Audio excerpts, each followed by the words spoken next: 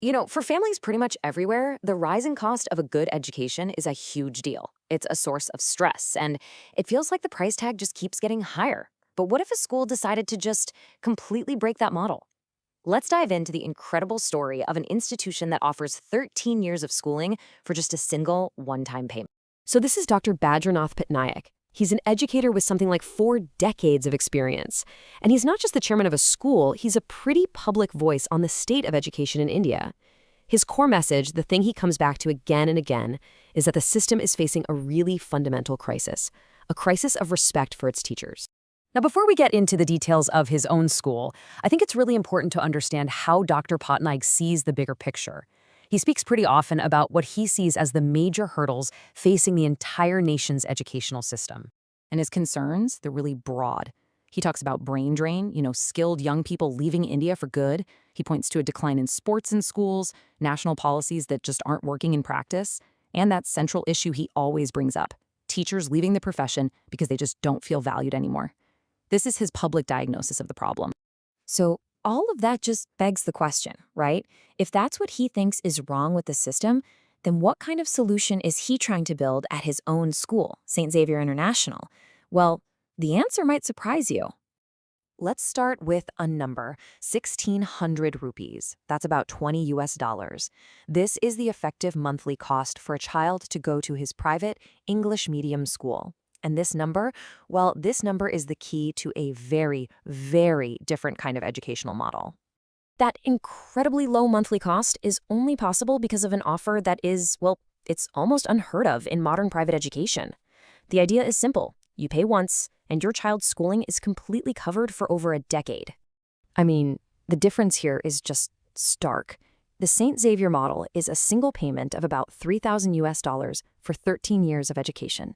And that's it. No other fees, no admission, no monthly tuition, no readmission, nothing. They even throw in free tutoring. This is a whole different universe from the typical model, which is just a constant cycle of admission fees, monthly payments, and a whole bunch of extra charges. And this is the question everyone asks. In a world where education is a bigger and more expensive industry than ever, how can a school possibly keep its doors open this way? The answer, it turns out, isn't in a business plan. It's in a philosophy. So, here's the crucial point. For Dr. Patnaik, education should fundamentally be an act of service, not a commercial business. This single principle is the engine that drives his entire model. And the inspiration for this philosophy? It comes directly from the spiritual teacher Satya Sai Baba. Dr. Patnaik often brings up this idea, the religion of love, as the real guiding force behind everything he does. It's all about service to humanity. And here's how that philosophy actually works in practice. First off, this is personal for him.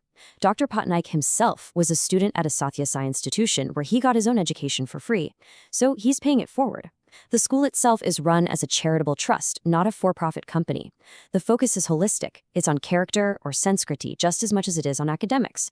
And, this part is crucial, he openly says that his other businesses are used to cover any financial losses the school might have. Now, this whole philosophy of service isn't just a nice idea. It's actually legally formalized. So let's take a look at the actual documents that make this entire model a reality. Here, we're looking at the trust deed from all the way back in 2009. This is the document that officially establishes the school's governing body as the St. Xavier Educational and Charitable Trust.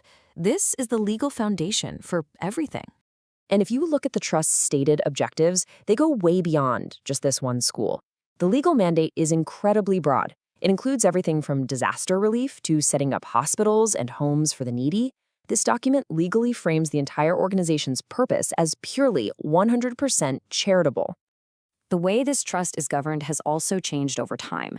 It started back in 2009 with 9 trustees, but over the next decade, through a series of retirements, the board got smaller.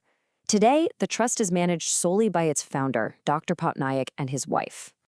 And you can see that evolution right here in the actual legal documents. On the left, there's the original list of all 9 trustees. And on the right, that's the 2020 amendment, which officially documents the change, leaving just Dr. Patnaik and his wife as the sole remaining trustees. So when you put all these pieces together, you've got the public critique of the whole education system, the totally radical financial offer, the service-based philosophy, and the legal structure of a charitable trust. what you end up with is a truly unique educational model. So here's a quick breakdown of the model. On the financial side, it's non-commercial, a one-time fee backed by other business ventures. Philosophically, it's all rooted in the concept of service, or seva.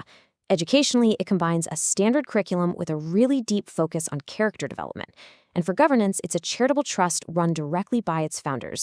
And this mission of service isn't stopping with the school.